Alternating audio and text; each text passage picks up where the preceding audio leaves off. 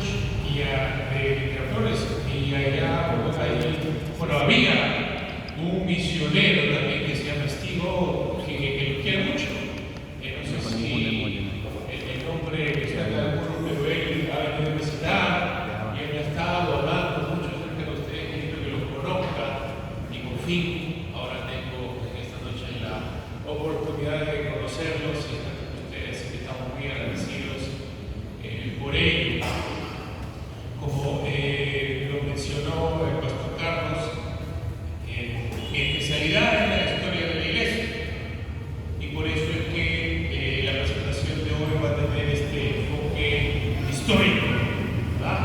Claro que vamos a hablar acerca del Evangelio, vamos a hablar de cosas que también aprendemos de la Biblia, pero va a ser principalmente un repaso histórico.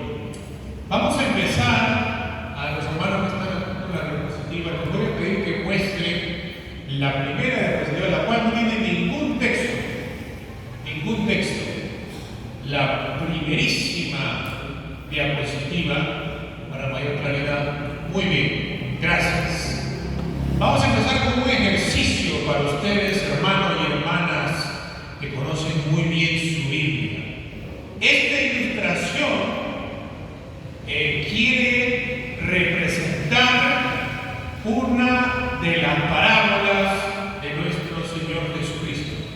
¿Alguno de ustedes puede deducir cuál es la parábola que se quiere describir? ¿Cuál cree? Hermana dice el sembrador. ¿Por qué dice el sembrador, hermano?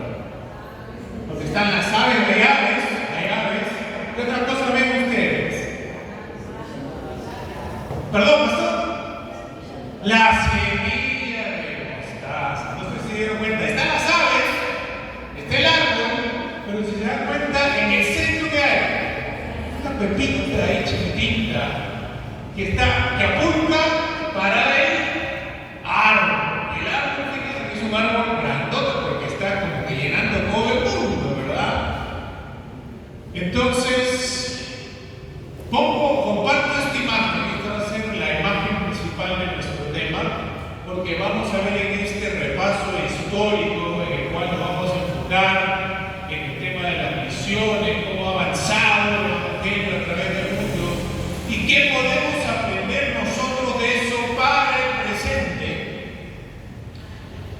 Vamos a ver que en este repaso se cumple fielmente lo que nuestro Señor Jesucristo nos enseñó en esta parábola. Si avanzamos a la siguiente diapositiva, creo que tengo el texto de la parábola. No estoy seguro cuál es la traducción que usan aquí. La que yo tengo es la Nueva Biblia de las Américas. Me gusta porque es bastante, se pega el texto literal, pero, a ver, todos lo están viendo, ¿verdad? A ver, para que escuche sus hermosas voces, vamos a leer juntos el texto. ¿Les parece? ¿Podemos hacer eso? Muy bien, vamos a leerlo juntos entonces. Mateo 13 dice, juntos, otra parábola le contó Jesús. El reino de los cielos es semejante a un grano de mostaza que un hombre tomó y sembró en su campo, y que de todas las semillas es la más pequeña, pero cuando ha crecido es la mayor de las hortalizas y se hace árbol, de modo que las aves del cielo vienen y anidan en su rama. Gracias a Dios por su palabra. Fíjense, en ese tiempo cuando el Señor Jesús habla, realmente el reino de los cielos estaba empezando como una pequeña semilla de mostaza. Solamente era él y sus 12 discípulos y algunos discípulos más en una aldea remota en Galilea, que también estaba en Judea, ¿no? Y así empieza el Evangelio, así empieza el reino de los cielos. Y fíjense cómo está ahora, 2000 años después, cómo ha crecido, que estamos hablando de este reino de los cielos en Moyobamba, al otro lado del mundo, en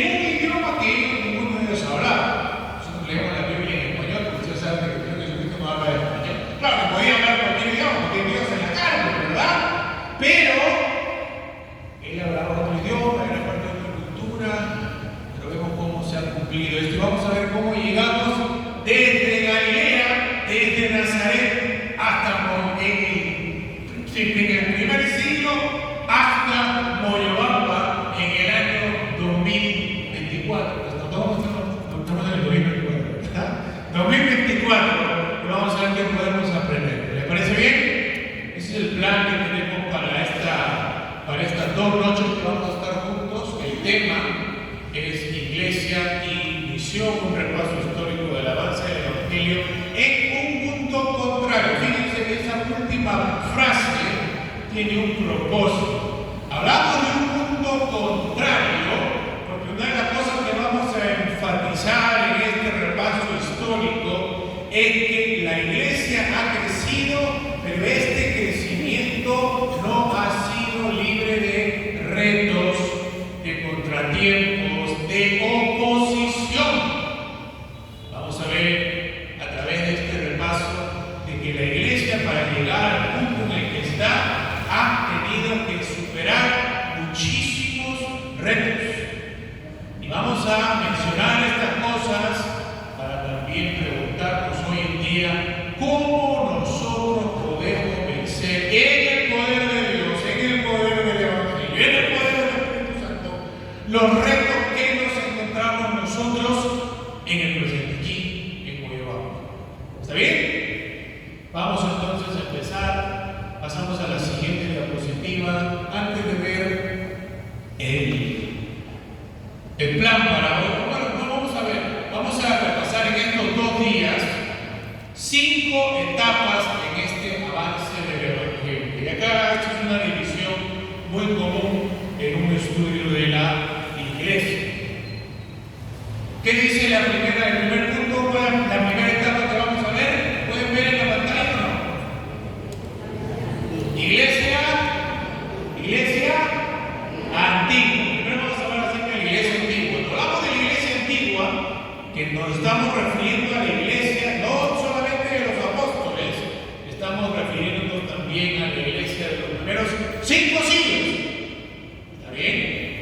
Hasta la caída del Imperio Romano en Occidente. Luego, ¿de qué iglesia vamos a hablar? Perdón, estoy explicando mal.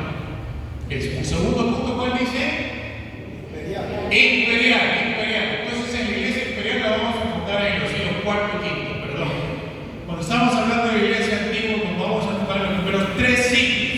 Después nos vamos a enfocar en el siglo IV, V, cuando el cristianismo se hace la religión oficial del Imperio Romano.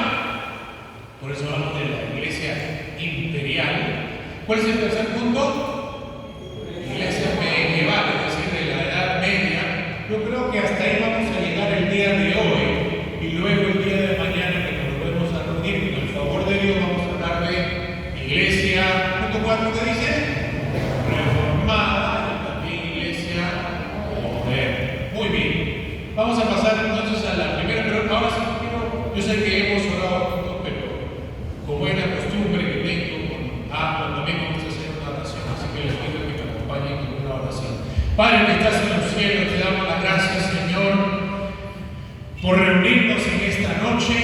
Gracias, Señor, por la vida, por la salvación, por llamarnos a ser hijos tuyos, miembros de tu iglesia, miembros de tu familia, miembros de este pueblo que tú estás formando, no solamente desde el primer siglo, sino desde el principio de la creación. Desde Adán y Eva, tú estás formando este pueblo y tú nos llamas a ser parte de él. Ayúdanos a aprender las lecciones que tú quieres que aprendamos para que sepamos cómo vencer los retos que tenemos que encarar en el presente, en nuestro contexto.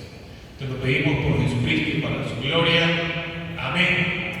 Muy bien, entonces empezamos con la primera etapa, que es la iglesia antigua. ¿Y saben por qué me confundí? Porque cuando hablamos de la iglesia antigua, enseñando la historia de la iglesia, normalmente sí nos referimos a la iglesia de los primeros 5 siglos, pero me voy a enfocar en esta primera parte, en los primeros 3 siglos, que también se le conoce, dependiendo del libro de historia que lean. Hay unos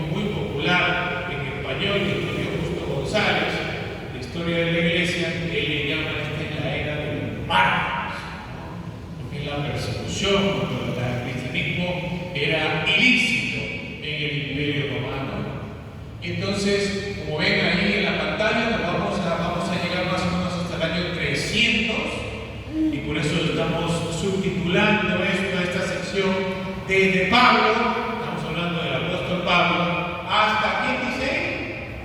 Constantino. Está viendo la pantalla, ¿verdad? Constantino, el primer emperador romano que se identificó abiertamente con el cristianismo. Muy bien, entonces para entender, estamos viendo esta imagen de la iglesia como este árbol que parte del grano de mostaza, que empieza como algo muy pequeño y se convierte en el árbol más grande de todo, que llena toda la tierra. Este comienzo realmente que vamos a ver es explosivo. Explosivo en el sentido de que vamos a ver de que para el mismo año que el Señor Jesucristo resucita de entre los muertos, que acabamos de celebrar la Pascua de la Resurrección, ¿verdad? El mismo año que el Señor Jesús resucita de entre los muertos, vemos de que el Evangelio ya se está abriendo campo por todo el imperio. Vamos a ver cómo ocurre esto y cuáles son los factores sociales que permiten que esto ocurra. A ver, ustedes conocen muy bien sus Biblias. ¿Qué ocurre? Van a necesitar la ayuda de ustedes, ¿verdad? ¿Qué ocurre cuando el Señor Jesucristo resucita? Antes de que ascienda al cielo, Él le hace una promesa a sus discípulos. ¿Qué promesa le hace a sus discípulos? Antes de que ascienda a la diestra del Padre. El Consolador, que iba a enviar a quién? Al Espíritu Santo. Iba a enviar al Espíritu Santo. ¿Cuándo ocurre eso? En el libro de los Hechos. ¿Cuándo ocurre eso? En el libro de los Hechos. ¿Quién es la Biblia su Biblia? En el día de Pentecostés. Hermano, no tengan temor. Yo no muero. Hablen, no tengan temor. Muy bien, en Pentecostés, ¿verdad? ¿Qué sabemos de Pentecostés? Pentecostés es una de estas fiestas judías a la cual tenían que venir los judíos piadosos donde sea que estén, ¿verdad? Y de hecho, el texto, nos dice que vienen a Jerusalén para celebrar la fiesta. ¿De qué partes? Bueno, son muchas partes, ¿verdad? Pero hasta Roma se menciona. Ahora, es importantísimo entender la importancia de esto para la expansión del Evangelio. Porque esos peregrinos judíos que están viniendo a Jerusalén para celebrar Pentecostés, pregunta para ustedes, ¿se iban a quedar en Jerusalén o eventualmente se iban a volver a su casa?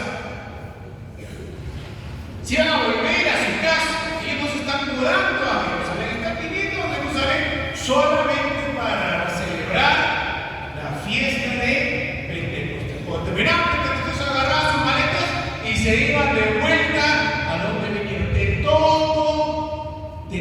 todas partes del imperio. Entonces se dan cuenta de lo que está ocurriendo.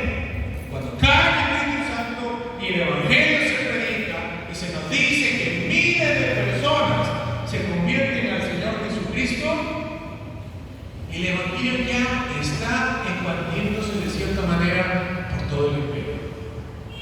Pero aquí hay otra cosa que tenemos que considerar que nos ayuda a ver cómo el Evangelio tiene este crecimiento explosivo desde el comienzo, ¿verdad? ¿Cuál dirían ustedes que es el misionero más famoso de la historia de la iglesia? Pablo. Ahora sí los escuché bien, de todo. Pablo, ¿verdad? ¿Cuál era la estrategia de Pablo cuando él iba a predicar a un nuevo sitio? ¿Dónde empezaba predicando Pablo? ¿En el mercado? ¿Dónde empezaba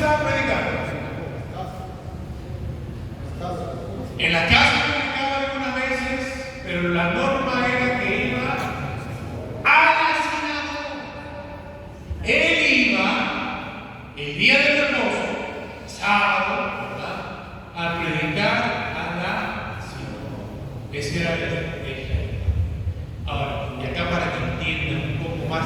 Cómo Dios ha preparado a este mundo del primer siglo para que su evangelio avance y las naciones se conviertan.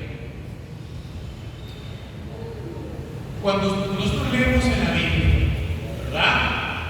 Si Israel se portaba bien,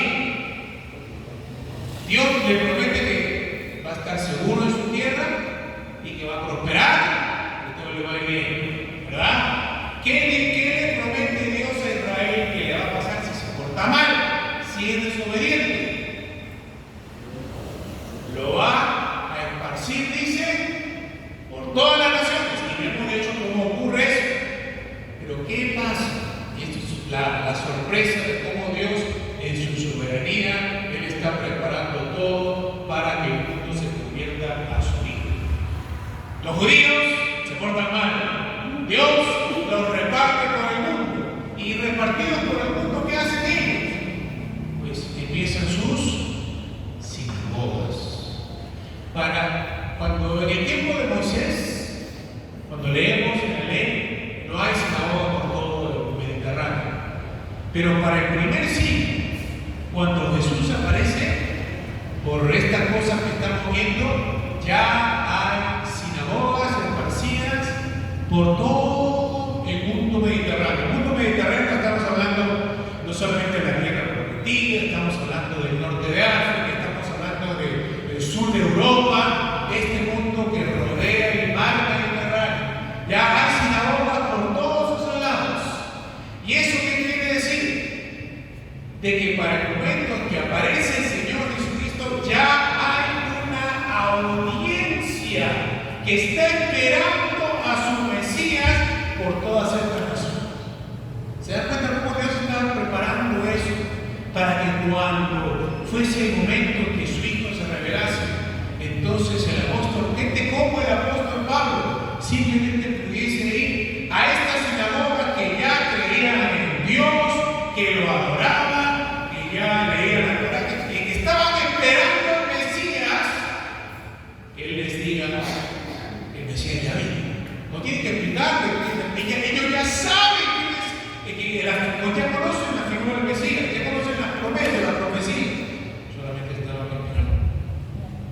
Entonces, este asunto de la diáspora judía es muy importante para ver cómo Dios está preparando el mundo para la aparición de su Hijo y también para la expansión de su Evangelio.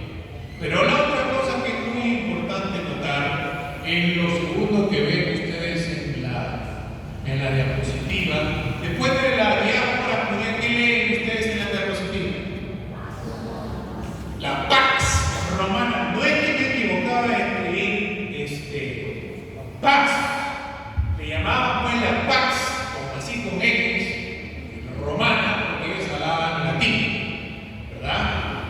Jesucristo también llega en un momento en el que hay un imperio que ha unido social y políticamente todo este mundo mediterráneo para, obviamente, los apóstoles van a encontrar retos en relación al imperio romano, pero también hay grandes beneficios. Hay grandes beneficios.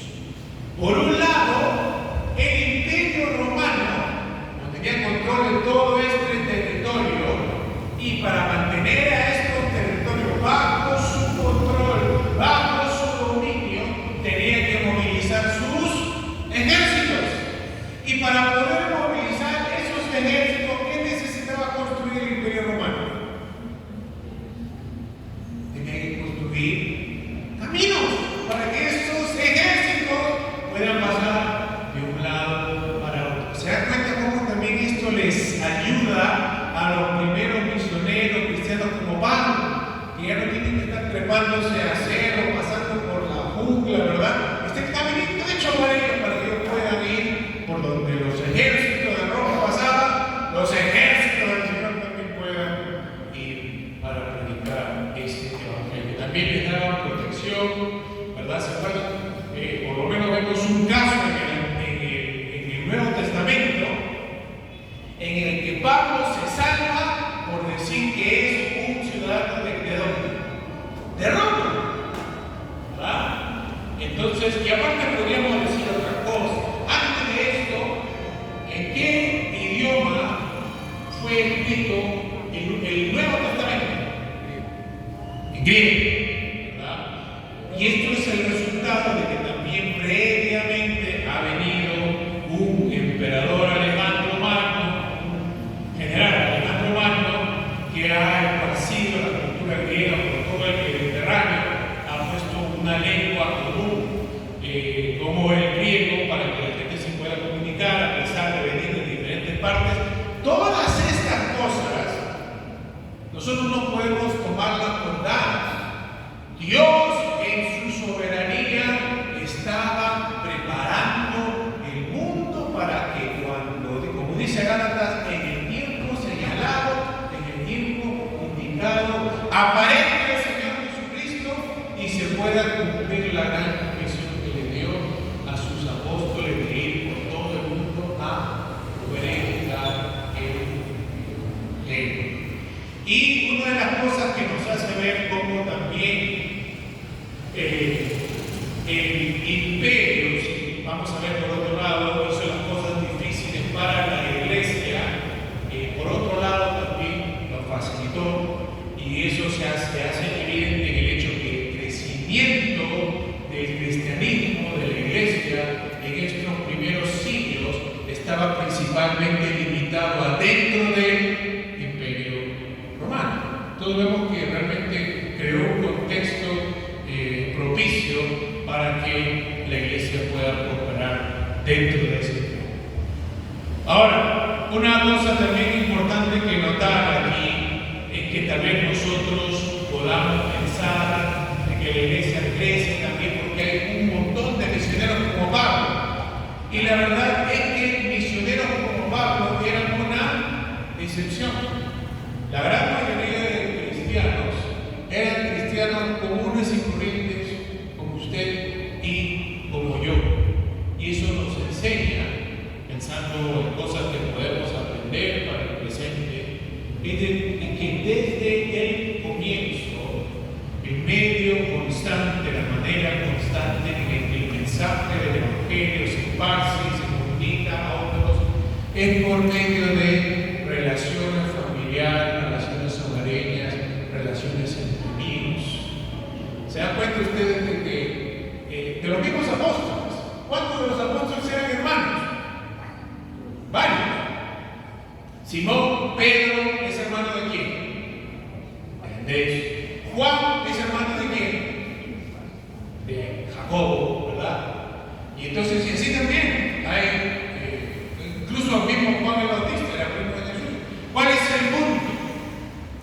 De que Dios, desde este comienzo, si bien ha usado misioneros como Pablo, también utiliza las relaciones personales que cada uno de nosotros tiene para que este mensaje pase de una persona a otra y más personas puedan venir a encontrar la salvación en Cristo Jesús. Vamos a pasar a la siguiente diapositiva, por favor.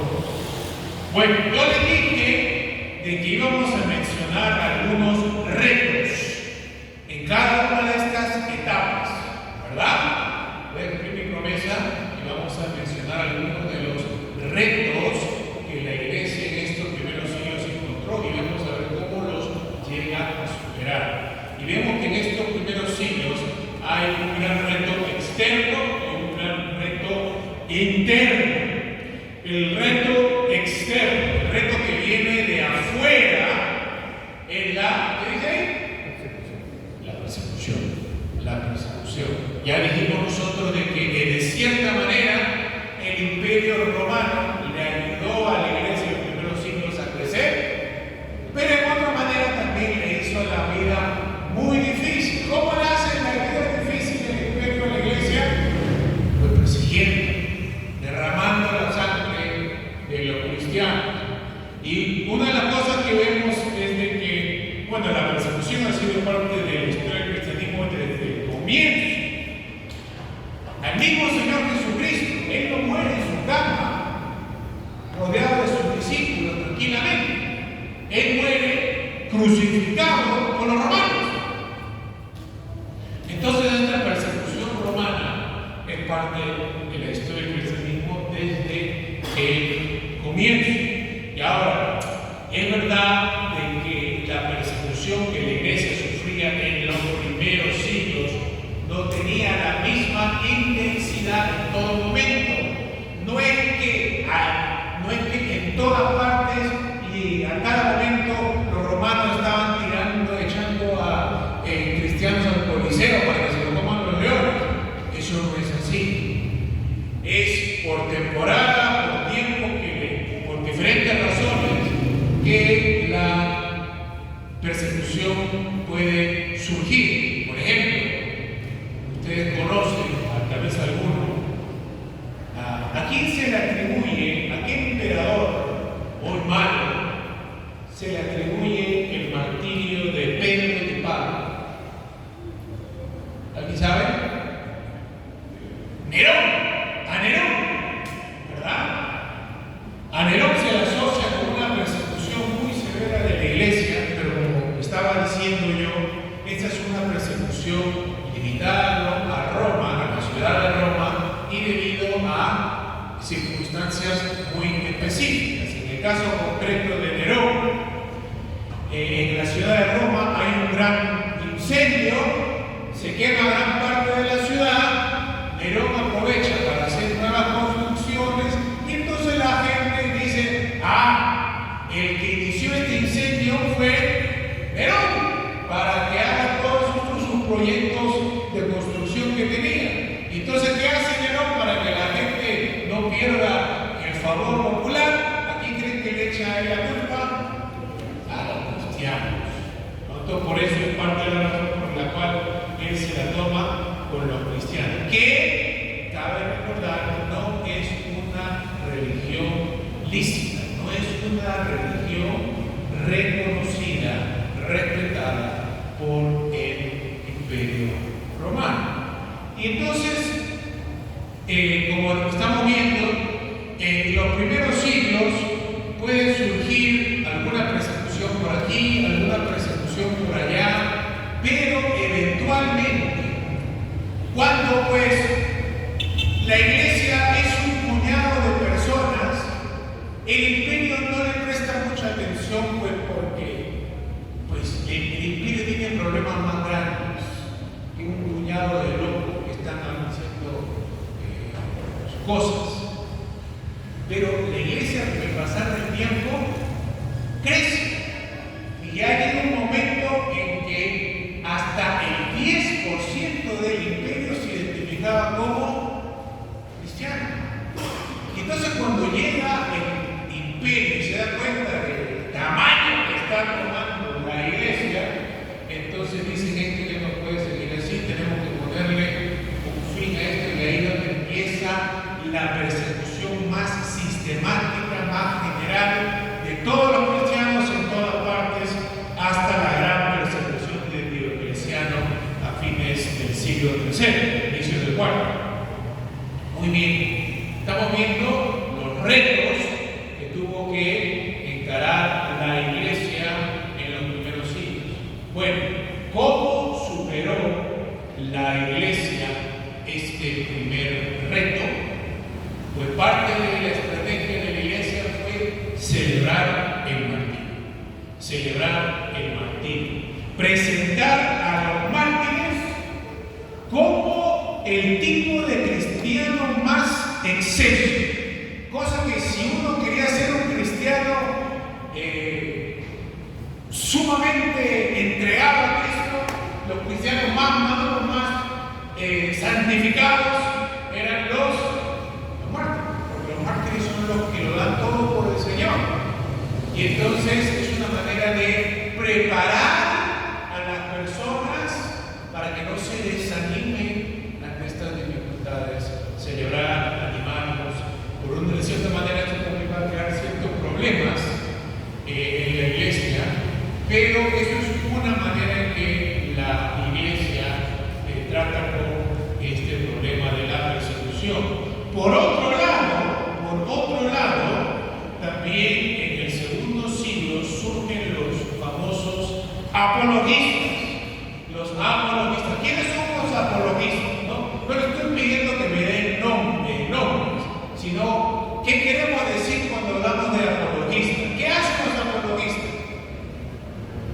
defensa. ¿Defensa de qué? De la fe. Exacto. Surgen estos apologistas cristianos que intentan demostrar de que se está persiguiendo injustamente a los cristianos, que los cristianos son el mejor tipo de ciudadano que hay, que es el tipo de ciudadano que el imperio desea, anhela, y por eso no deben perseguir. Además de eso, también ellos explican las creencias que se tenían. Porque a veces a los cristianos en estos primeros siglos, fíjense, las cosas en ese tiempo eran diferentes al presente. Fíjense, ¿cómo estamos nosotros unidos en este momento? Estamos aquí un grupo grande, a todas luces, tenemos la puerta abierta, cualquiera que camina por ahí puede ver, no solamente puede ver que estamos reunidos, sino si quiere puede entrar y puede escuchar todo lo que estamos diciendo. En el presente, nuestras reuniones de la iglesia son públicas, son abiertas a todo el mundo. En estos primeros siglos, las reuniones de la iglesia eran privadas, a puertas cerradas, muchas veces en casas, y de hecho tenemos algunos relatos de estos primeros siglos en el cual se nos describe el culto cristiano y hacían cosas diferentes a como lo hacemos en el presente. Hoy en el presente, cuando se celebra la cena del Señor en la iglesia, se invita a los miembros de la iglesia, aquellos que son creyentes y todo, a que vengan a participar, pero si hay, puede haber no creyentes presentes, si no hay problema si están ellos presentes, con tal que se queden sentados y no vengan a participar de la mesa. En ese tiempo, cuando era tiempo de participar de la comunión, a los que no calificaban para participar, les pedían que se vayan a su casa, se les despedía para que se vayan. Entonces se dan cuenta que el secreto, la intimidad de estas reuniones cristianas también creaba la sospecha del mundo de afuera. Decía, ¿qué harán estos cristianos a puertas cerradas? Parece que son tan inmorales que se casan con sus propias hermanas. Porque decían, se hablaban de hermano y hermana y eran esposos. Después otros hablaban de comer la carne de Cristo, de tomar la sangre de Cristo. Estos son hasta caníbales, ¿no? De afuera. Entonces a los cristianos se les acusaba de todas estas cosas, y entonces por eso es que tienen que venir estamos hablando de los apologistas, para explicar la creencia de la iglesia al mundo y para que vean que el mundo no necesita perseguir a los cristianos. De hecho, y mostrar la superioridad del cristianismo. Entonces, así es otra manera en la que la iglesia antigua de los primeros 3 siglos lidió con la persecución. Pero la persecución dijimos que era un reto. ¿Qué tipo de reto era, dijimos? Externo. Hay otro reto interno. Y el reto interno que surge en estos primeros siglos es de que dentro de las iglesias comienzan a aparecer herejías, enseñanzas falsas, errores que atentaban contra la esencia del cristianismo. Y algunos de estos maestros que enseñaron estas herejías señalaban a los hermanos y entonces tenían sus propias reuniones. ¿Cómo entonces la iglesia de los primeros siglos trató con este reto interno? Pues por un lado definió mejor su fe en cosas como la regla de la fe, que es un resumen de la fe. Acá también ustedes conocen el credo, ¿verdad? ¿Conocen el credo? El credo de los apóstoles, el credo de Nicea. Claro que el credo de Nicea es posterior a estos siglos que estamos hablando, pero ¿cuál es el punto? El punto es de que la iglesia define claramente su fe para que los hermanos no estén cayendo en herejías, y lo hacen los credos. Pero además de esto, también el gobierno de la iglesia cambia un poco. Esta es una iglesia presbiteriana, ¿verdad? ¿Por qué se llama presbiteriana? ¿Qué significa la palabra presbiteriano? Presbítero, anciano. ¿Por qué tipo de gobierno? ¿En qué tipo de gobierno creemos los presbiterianos? En una pluralidad, porque eso es que en la iglesia hay más de un pastor, hay más de un anciano. Creemos que en la pluralidad del liderazgo. Bueno, en la iglesia de los primeros siglos concluyeron de que si tenemos muchos pastores, a muchos presbíteros, todos con el mismo rango, esto se va a prestar a la división, a la fragmentación, y cada uno enseña lo que quiere. ¿Cuál es la solución? Bueno, la solución que se dio en ese tiempo: establecer una forma de gobierno episcopal.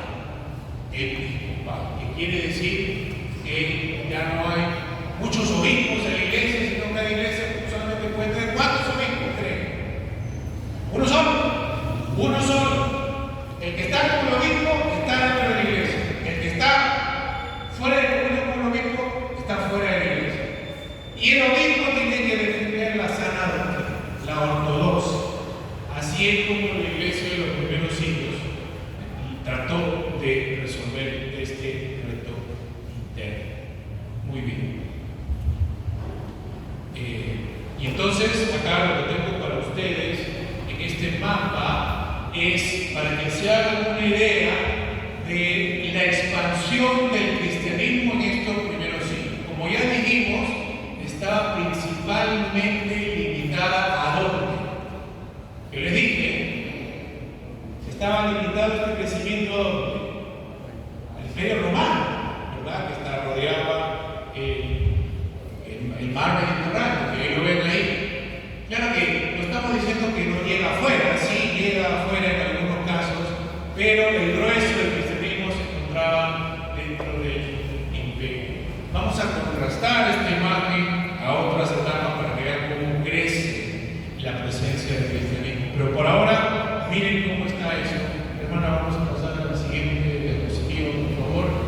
Una de las cosas que quiero hacer en este repaso es no solamente que vean el panorama general de lo que está ocurriendo, sino también que veamos el caso específico de algún misionero para que podamos entender esto de manera más clara. Y como no podía ser de otra manera, el misionero que elegimos para esta primera etapa de los primeros 3 siglos es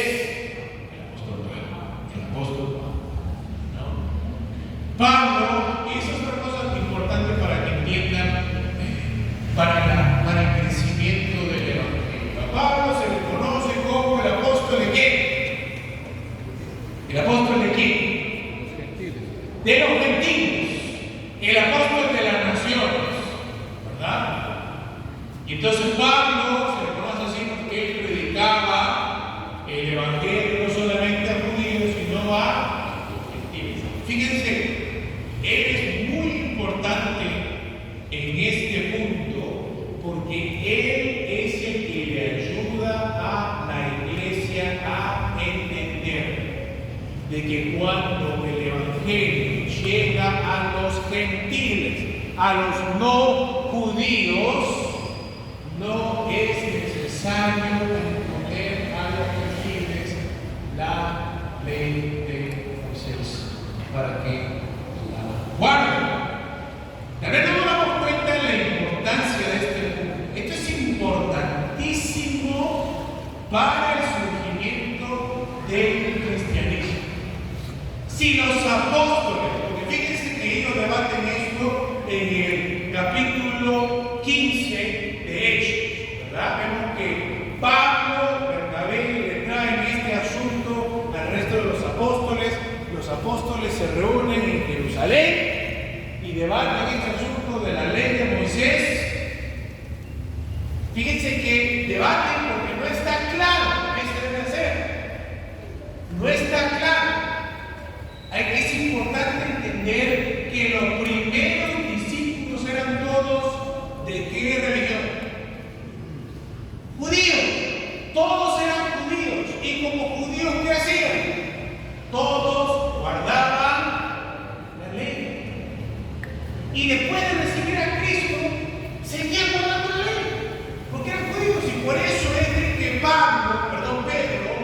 cuando tiene la visión que viene del cielo y que ve el mando que le dice, manda y come, ¿cuál es la primera reacción de Pedro? No come esas cosas, es judío, por el guarda de la ley. Es recién cuando ellos encuentran a personas como él. ¿Se acuerdan de Cornelio, verdad? ¿Cornelio era judío o no era judío? No, Cornelio no era circuncidado. Cornelio no guardaba toda la ley de Moisés. Fíjense, solamente Dios sabe lo que hubiese pasado si es que él terminaba de predicar el Evangelio Pedro y entonces ellos decían, queremos creer, ¿qué hacemos? Es posible de que Pedro le fuese a decir, ustedes tienen que circuncidarse y hacer todo esto. Pero ¿qué hace Dios para que Pedro se dé cuenta de que estos gentiles no necesitaban circuncidarse y guardar la ley de Moisés? Ni lo dejan terminar el sermón a Pedro. Pedro está en la mitad del sermón, ni siquiera le hace el llamado, y para acá le cae el Espíritu Santo a todos y comienzan a hablar en lengua. Y entonces por eso es que Pedro concluye, ellos ya recibieron el Espíritu Santo, ya recibieron la promesa, no necesitan circuncidarse, no necesitan hacer eso, ¿sabes? ¿Verdad? Y entonces esto se convierte en un argumento que utilizan y como repito, es importantísimo. Si los apóstoles concluían algo diferente, si ellos concluían que los gentiles tenían que seguir guardando la ley de Moisés para ser cristianos, hasta el día de hoy el cristianismo sería considerado una rama de qué religión? Del judaísmo. Seríamos nosotros una rama del judaísmo. Pero justamente es esta comprensión del Evangelio que tuvo Pablo, a la que luego llegan los apóstoles en el capítulo 15 de Hechos, que le permite al cristianismo crecer, desarrollarse como una religión independiente del judaísmo y realmente alcanzar a los millones de gentiles que sigue alcanzando hasta el presente. Pero acá la gran mayoría de nosotros somos gentiles según la carne, ¿verdad? ¿Hay algún judío aquí de descendencia judía? No tiene nada de malo. ¿Se dan cuenta? Somos gentiles, qué diferentes. Pero entonces vemos aquí Pablo. Bueno, y de esta manera, pues Pablo, con su viaje misionero, hay la pregunta que si llega a España o no. ¿Verdad? En la Biblia no se le presenta como que llega a España, pero la literatura fuera de la Biblia antigua, pero bueno, que sí más, así que eso no está del todo claro. Pero Pablo se convierte entonces en el misionero ejemplar para las generaciones futuras. Muy bien, vamos a pasar a la siguiente. Miren, al final vamos a tener nosotros un tiempo de preguntas, ¿verdad? Preguntas que no que yo lo voy a hacer a ustedes, sino que ustedes me van a hacer a mí, sí, que las hay, comentarios, cualquier cosa. No sé si lo vamos a hacer ahorita todavía, pero quiero que estén pensando en estas cosas. Porque si no lo hacemos hoy, quiero que lo hagamos mañana. Estamos viendo muchas cosas acerca de cómo el Evangelio se ha esparcido por el mundo y ha alcanzado las naciones, cómo ha llegado hasta Moyobamba en el presente. Y lo que yo quiero que ustedes estén pensando a través de todo este proceso es qué puedo aprender yo de estos eventos para el presente. ¿Me explico? Quiero que ustedes estén pensando esto, porque al final les voy a dar la oportunidad que ustedes hablen entre ustedes y que compartan con el resto del grupo las cosas que podemos concluir. Muy bien, hasta acá llegamos con la iglesia antigua, la dije que queríamos llegar. Bueno, yo quería llegar hasta la medieval, no podemos llegar hasta la medieval. Quiero por lo menos cubrir la otra etapa, pero antes de pasar, porque también es muy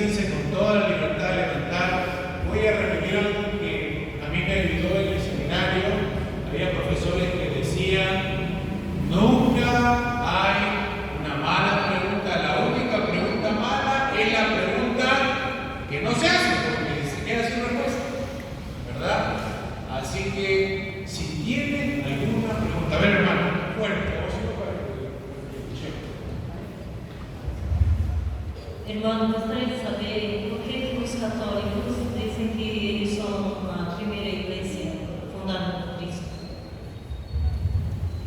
Muy bien, muy buena pregunta. Y de cierta manera hemos dicho algunas de las cosas que pueden dar respuesta a esto. La pregunta de la hermana, ¿por qué los católicos romanos están acá en la esquina nomás? Me sorprendió que estén tan cerca. Es la catedral, ¿verdad? Tan cerca. O sea que tengo que tener cuidado con lo que me van a escuchar. No.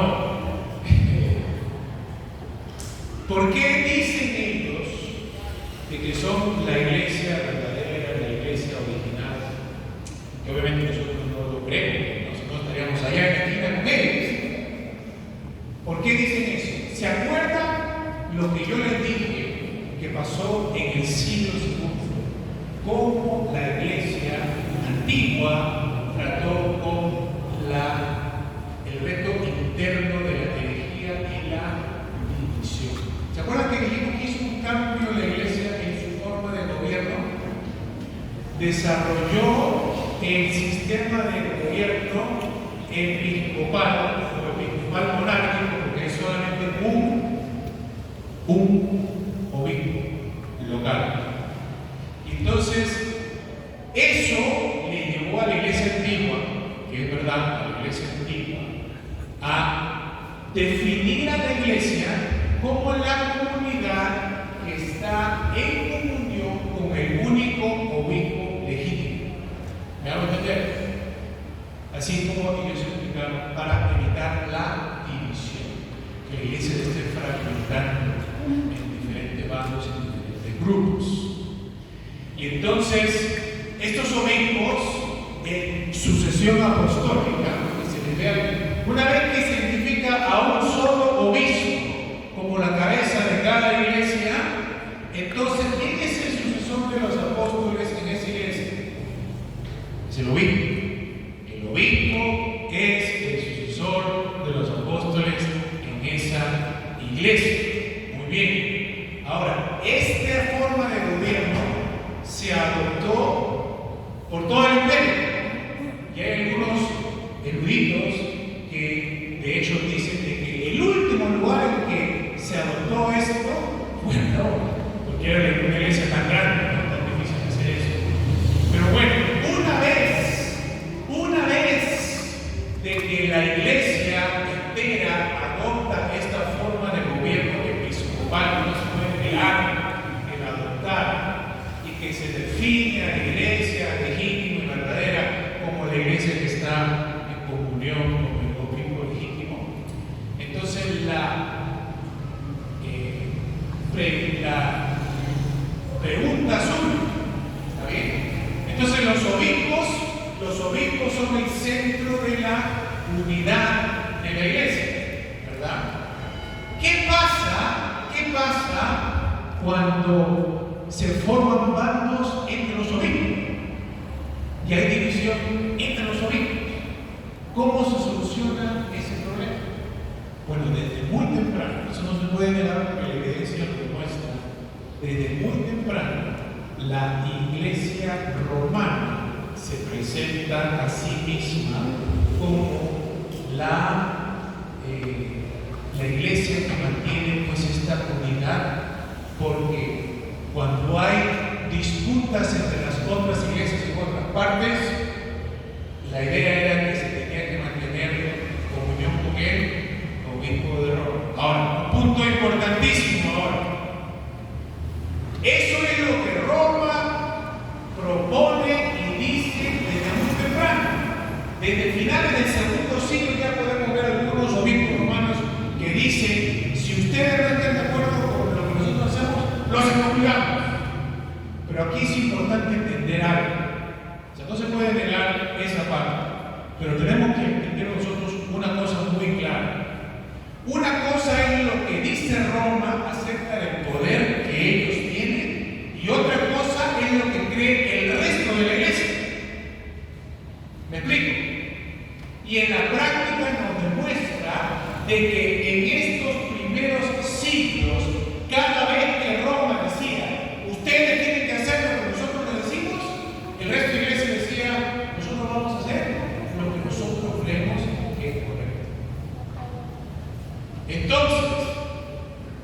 vemos que las raíces del papado son muy tempranas. Pero ¿qué ocurre? Y acá esto me estoy adelantando, pero estoy tratando de responder esta pregunta. Las raíces del papado son muy tempranas, pero el resto de la iglesia no acepta las pretensiones de Roma. ¿Qué le ayuda a Roma a convertirse en la iglesia gigantesca que es en el presente? Un par de cosas que vamos a hablar más en el futuro. ¿Se acuerdan que estábamos hablando de que la iglesia está esparcida por el Imperio Romano, verdad? La iglesia identifica en estos primeros siglos 5 patriarcados, es decir, 5 iglesias principales, 5 obispos principales a través del imperio. Uno de ellos era el romano, pero había otros. Estaba el obispo de Antioquía, estaba el obispo de Alejandría, estaba el obispo de Jerusalén y el obispo de Constantinopla. ¿Está bien? Ahora fíjense en algo importantísimo. Imagínense que tengamos, bueno, ahí hay un mapa, pero está muy lejos. Si ustedes miran el mapa, se darán cuenta que de estos 5 obispos principales, 4 de ellos están en la parte oriental del imperio. Uno solo está en la parte occidental. Yo les dije hace un momento de que en el siglo V el imperio romano en occidente iba a caer. Y entonces ahí es donde se crea esta división entre el cristianismo oriental y el cristianismo occidental. El centro indiscutible del cristianismo occidental, porque hay un solo patriarca ahí, es de Roma. Y por las cosas de la historia, con el paso del tiempo, las iglesias del oriente, con estos patriarcados, se van a debilitar, porque luego, posteriormente, va a surgir el Islam, va a tomar control de todas esas, y luego Europa se va a fortalecer, Europa va a conquistar América, y así como acabamos con Roma, siendo hoy en día pues la iglesia más grande de todo el mundo, tiene pues no sé cuántos millones de miembros, pero se dice que dicen ellos que son la única iglesia verdadera, porque pues desde el comienzo han tenido esas protecciones.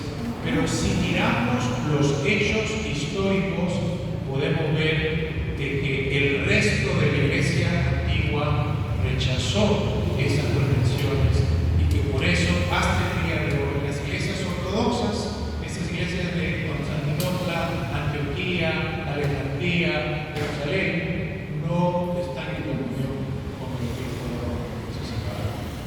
¿Tiene sentido lo que estoy diciendo? Yo sé que es un poquito complicado, ¿no? Es más fácil decir, no, vamos a hacer esto, ¿no? Y se acabó. Pero no es tan fácil, no es tan fácil. Muy bien, ¿alguna otra pregunta? Sí.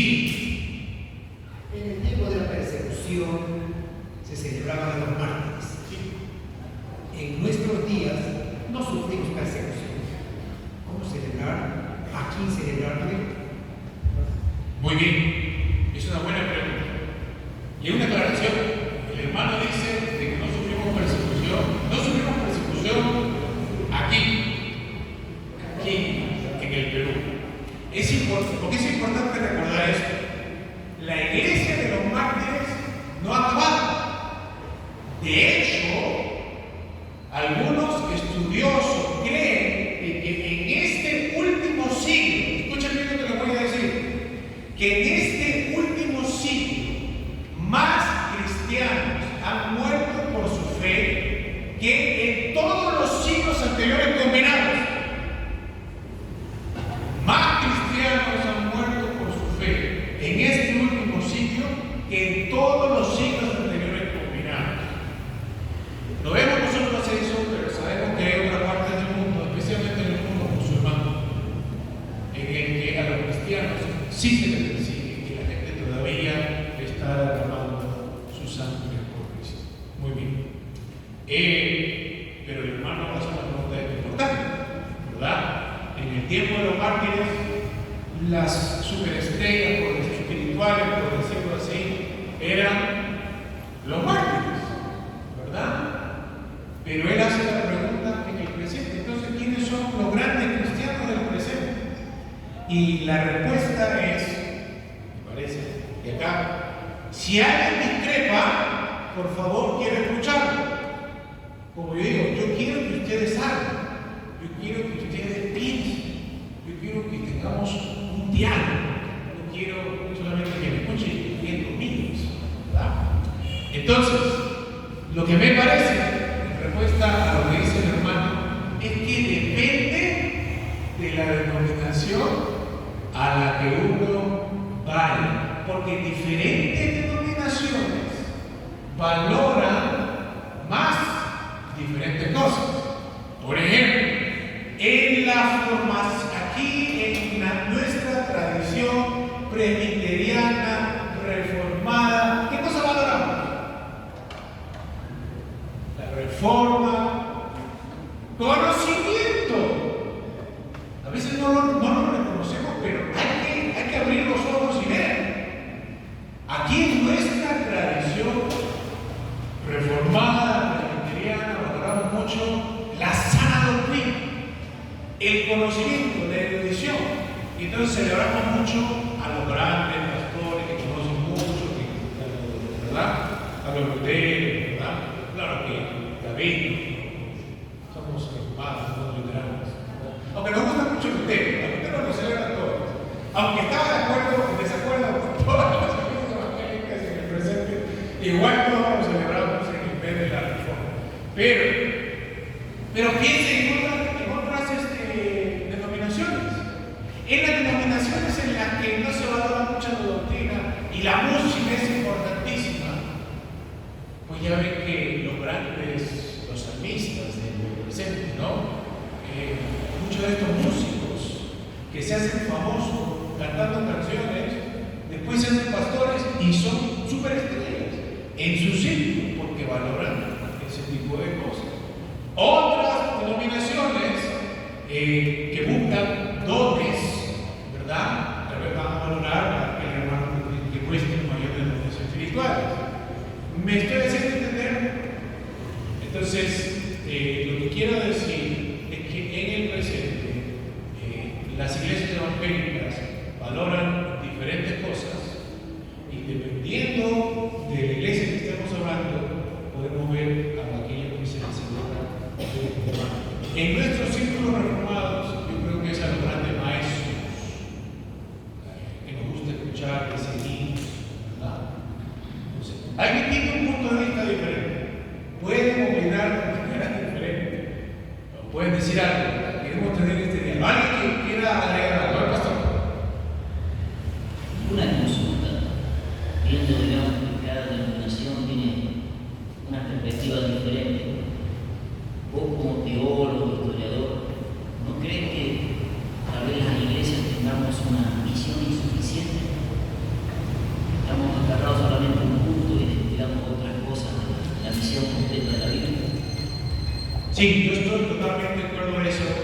Aquellos que me conocen, ¿saben? Yo mencionaba hace un rato de que cuando me presentaron, que me especialicé en historia de la iglesia, ¿verdad? La razón por la cual me especializo en la historia de la iglesia es que estudio, en mi tesis estudié en este punto de la unidad de la iglesia en los primeros siglos. Entonces, honestamente, a mí me parece de que una de las necesidades más urgentes que tiene la iglesia evangélica, en las iglesias evangélicas en el presente, es justamente recuperar un poco de esta unidad que se ha perdido. ¿Y cómo se relaciona a la pregunta que nos acaba de hacer el pastor? Esto tiene que ver con la unidad, porque ¿se acuerdan la analogía que Pablo da de la iglesia para decirnos que tenemos que estar unidos? ¿A qué compara él la iglesia? ¿A qué compara Pablo la iglesia para decir que como miembros tenemos que estar unidos los unos a los otros? ¿Cómo? ¿La compara a un cuerpo? ¿La compara a un cuerpo? Ahora, ¿qué pasa? Y dice que somos miembros que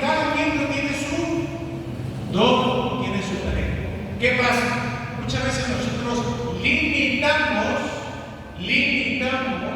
esa imagen a la congregación y decimos, en esta congregación hay diferentes dones, cada uno de nosotros nos necesitamos mutuamente para hacer la iglesia que Cristo nos llama a ser, y por eso nos debemos mantener unidos. Eso es verdad, pero eso no es el todo de la historia, porque aquí en Moyobamba hay cristianos fuera de esta congregación, o no hay cristianos fuera de esta congregación. Sí hay, ¿verdad? Y Dios les ha dado dones a ellos. Dios también les ha dado dones a ellos. Y lo que estamos diciendo es que realmente, me parece que si somos honestos, tenemos que reconocer que diferentes denominaciones tienen diferentes fortalezas y diferentes debilidades. Si la iglesia de Cristo quiere llegar a su plenitud como iglesia, eso quiere decir que las diferentes denominaciones y las diferentes iglesias, diferentes congregaciones, tienen que encontrar la manera de estar en comunión las unas con las otras, en relación las unas con las otras, para que tus fortalezas me bendigan a mí y mis fortalezas te puedan bendecir a ti y seamos un cuerpo saludable. No sé si lo pongo. No sé, yo creo que se me acabó el tiempo. Son las 8:43. Díganme cómo, a ver, pastores, seguimos un rato más o díganme. Hasta las 9. Ok, vamos a ver hasta dónde llegamos hasta las 9. Yo creo que ya hemos conversado un poco, yo creo que ya se despertaron. Vamos a ver la siguiente, por favor. Segunda etapa de la iglesia imperial. La iglesia imperial. Entonces acá nos estamos viendo en la primera etapa, vemos que era desde Pablo hasta Constantino. En esta segunda etapa vemos que desde Constantino hasta la caída de Roma. Y cuando hablamos de Roma, la caída de Roma nos referimos a la caída de la ciudad, no del imperio romano en su totalidad, sino de la ciudad de Roma. Y aquí es donde tenemos ver realmente la importancia de Constantino, fíjense que para el tiempo antes de Constantino, el imperio había crecido tanto de que ningún hombre solo podía gobernarlo todo bien. Entonces se dividió el imperio en este, oeste, y a veces se dividía aún más, se repartía entre varios emperadores para que se pueda administrar bien el imperio. Este señor Constantino no solamente, él dice de que tiene una experiencia similar. Ya saben ustedes para que concluyan ustedes si fue verdad o no. Yo solamente les recuerdo lo que se dice, ¿verdad? Él dice que tuvo una experiencia así parecida a la de Pablo camino a Damasco. Es importante entender, estamos hablando de un emperador romano. Estamos hablando del hombre más poderoso del mundo en ese tiempo.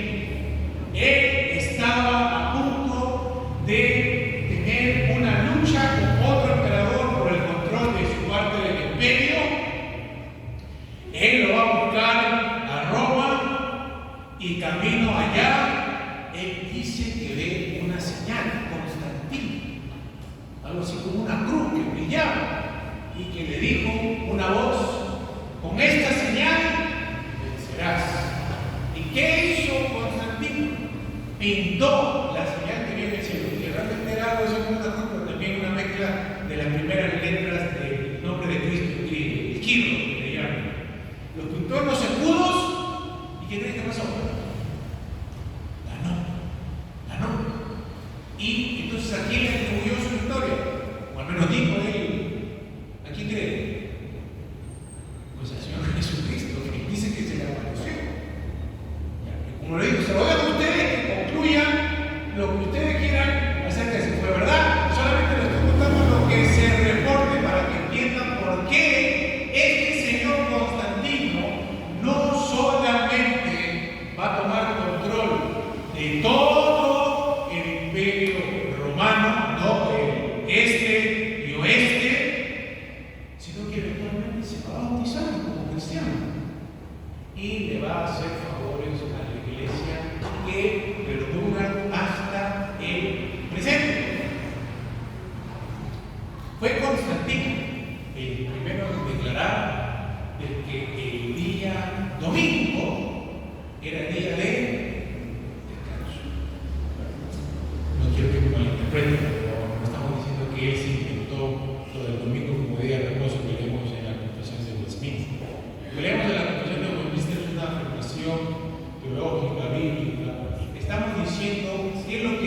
iglesia en esos años, el domingo no era un día de reposo para la gente común y corriente. El esclavo tenía que trabajar el domingo. Es Constantino quien, buscando favorecer a la iglesia, y justamente de hecho esto demuestra de que la iglesia adoraba el domingo, porque es justamente para ganarse el favor de la iglesia que él le dice a los cristianos: nadie trabaja el domingo. ¿Me explico? No me malinterpreten, por favor. No es que a partir de Constantino la iglesia empieza, no, la iglesia ya adoraba el domingo desde el comienzo, pero justamente porque lo hacía, y él para querer ganarse el favor de los cristianos, entonces él declara el domingo un día de reposo en él. Esto es solamente un ejemplo del tipo de cosas que él hizo para favorecer a los cristianos. Él comenzó a construir grandes edificios para las iglesias.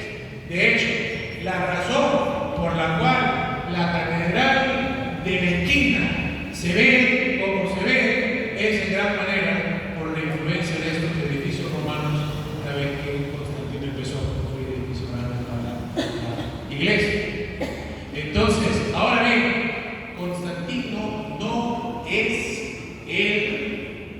el emperador que dice que el cristianismo se convierta en la única religión oficial del imperio. Constantino lo que hace él es reconoce o le da legitimidad al cristianismo. Entonces, ya los cristianos ya no son perseguidos más desde Constantino, al menos en esta parte del mundo, en el imperio romano. Posteriormente, sucesores suyos van a declarar el cristianismo como la única religión y van a decir que el paganismo ya no es lícito, pero fíjense el impacto que esto va a tener en el pueblo romano, que el cristianismo no solamente pasa de ser la religión más perseguida,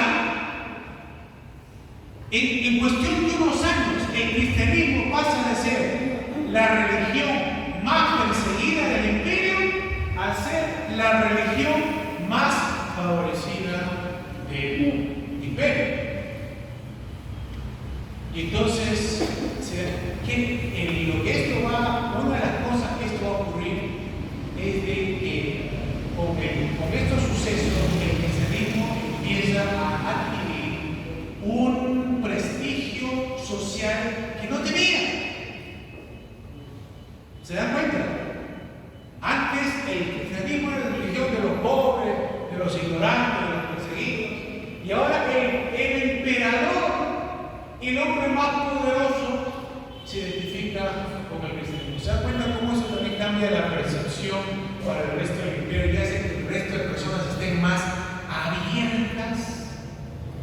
Y entonces esto quiere decir que ahí, poco a poco, ya la mayoría de los ciudadanos del imperio romano se van a identificar con el cristianismo. Pero acá les voy a contar algo que entiendan un poco también cómo funciona esta expansión del cristianismo en este contexto. ¿Ven la palabra que está ahí entre paréntesis en el primer punto que dice? Pagano. ¿A quiénes describimos nosotros como paganos hoy en día?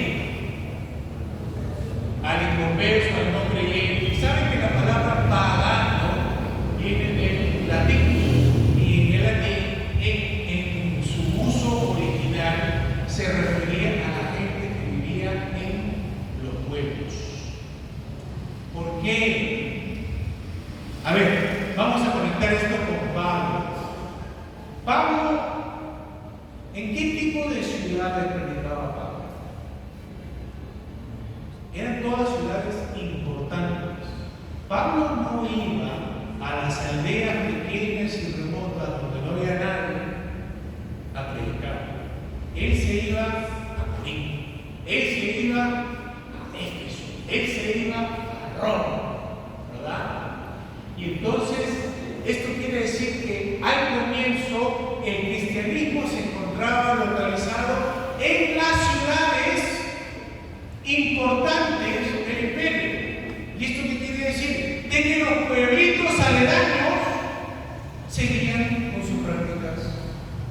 idólatras, politeístas. Y entonces en esta segunda fase del crecimiento el cristianismo va a pasar de ser una religión que está limitada a las grandes ciudades del imperio a llegar pues a tocar a todo el pueblo dentro del imperio romano.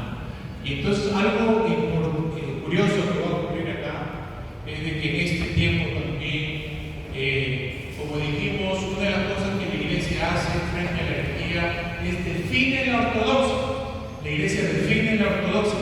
La iglesia explica lo que cree por medio de credos, afirmaciones. Pero entonces cuando la iglesia define claramente sus convicciones, entonces la gente que cree de manera diferente entonces se tildan como herejes, ¿no? Como herejes. Y entonces, ¿qué ocurre? De que vemos de que en estos años mucha de la actividad misionera que va fuera del imperio va a ser realizada por los herejes.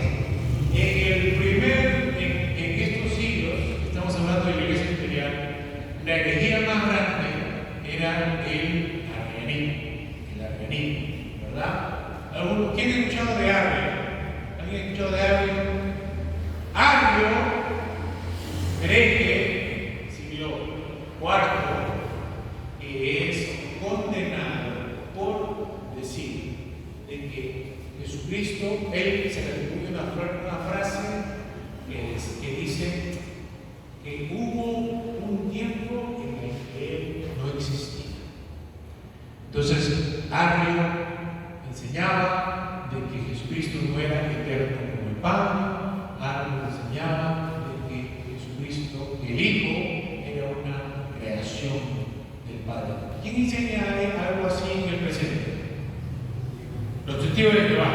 Los testigos de Jehová enseñan de manera similar, no es exactamente lo mismo, pero enseñan de manera similar que Arrio. Arrio es un hereje, Arrio lo condena a la iglesia, pero la gente sigue teniendo esas creencias.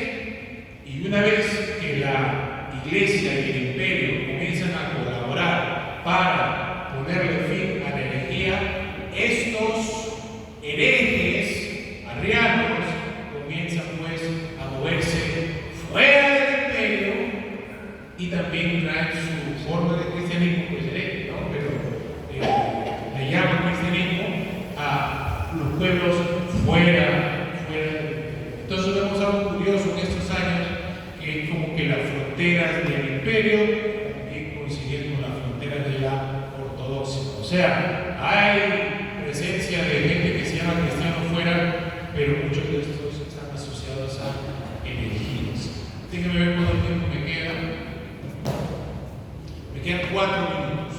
Vamos a pasar a la siguiente, por favor. Fíjense entonces los retos. Acá se crea una demanda imposible para satisfacer en la iglesia. Imagínense de que el día de mañana toda la gente de Moyobamba venga y le digan a los pastores que quieren hacerse miembro de la iglesia. ¿Ustedes creen que los pastores se podrían dar abasto para instruir a toda esta multitud de gente que venga a buscar bautismo? Va a ser difícil. Claro que estos hombres son capacitados y van a encontrar la manera de hacerlo, ¿no? Pero sería muy difícil. Y entonces, aquí lo que pasa es que se crea una demanda que en la iglesia le es difícil satisfacer. Y entonces, esto también, ¿qué resulta? En que la iglesia cada vez se va llenando de personas que no son suficientemente instruidas. Entonces se va llenando también la iglesia de cristianos nominales. Cuando decimos cristianos nominales, ¿qué queremos decir? Cristianos de nombre, porque se llaman cristianos, pero realmente no están viviendo como cristianos. Yo espero que no haya ningún cristiano nominal aquí, esta noche. Pero, entonces la iglesia se llena de nominalismo. ¿Qué pasa? Una vez también con esta alianza de la iglesia iglesia con el imperio, los pastores, los obispos comienzan a recibir favores políticos y comienzan también a politizarse el liderazgo, hay disputas entre los obispos, hay peleas, entonces la cosa se está poniendo difícil. ¿Cuál es la respuesta que parte de la iglesia da? Esto va a ser muy importante y acá lo vamos a dejar ya, con esto vamos a terminar y vamos a continuar el día de mañana.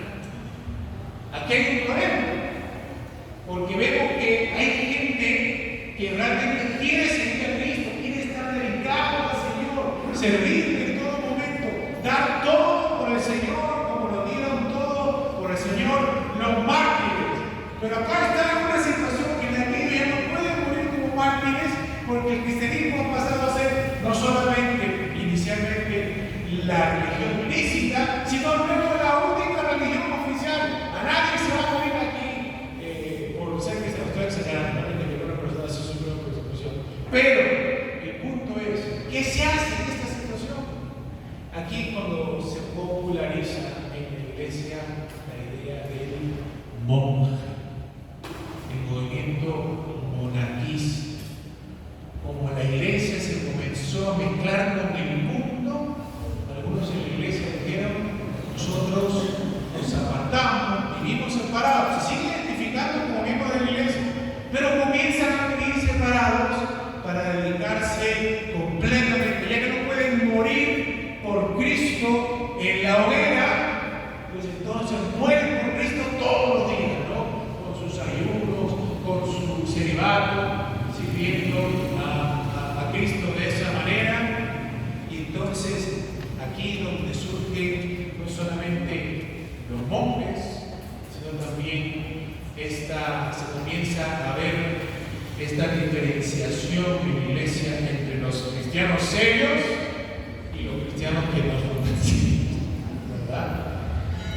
Entonces son los nuevos mártires de la iglesia, los nuevos campeones de la fe. Y esto va a ser muy importante para lo que viene en el futuro, pero eso ya se queda para el día de mañana.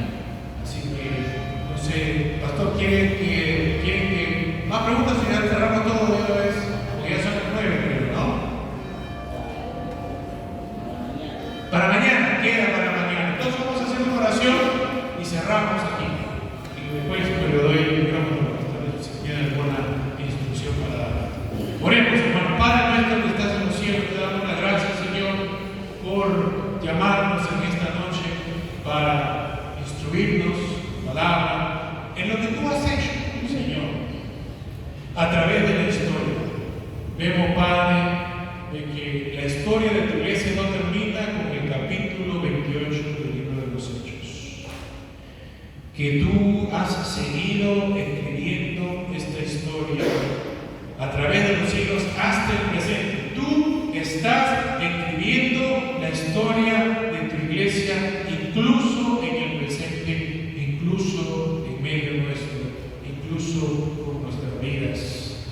Te pedimos que tú utilices estas clases para ayudarnos a discernir el rol que tú quieres que cada uno de nosotros cumplamos en esta historia que tú estás escribiendo, Señor. Gracias por llamarnos a ser parte de tu pueblo, de este pueblo maravilloso, que ciertamente tiene muchas manchas, pero que Cristo las cubre todas. Gracias por llamarnos a ser parte de este pueblo. Glorifícate en medio nuestro y danos un buen descanso esta noche. Te lo pedimos por Jesucristo y para su gloria. Amén.